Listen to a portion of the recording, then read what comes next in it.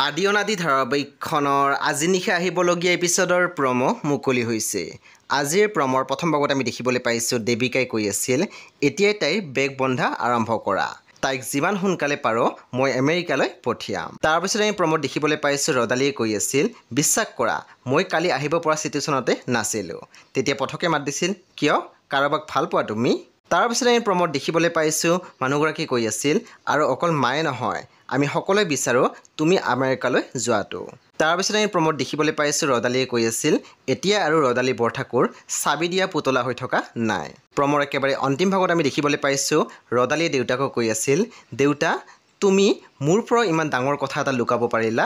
সেই বন্ধু বান্ধৱীসকল আজি নিশা 9 বজাত ৰং টিভিত আহিবলগীয়া আদি অনাদি ধাৰাবাহিকখন খুব বেছি ইণ্টাৰেষ্টিং হ'বলৈ গৈ আছে। সেই আপোনালোকে চাবলৈ একেবাৰে নাপাহৰিব।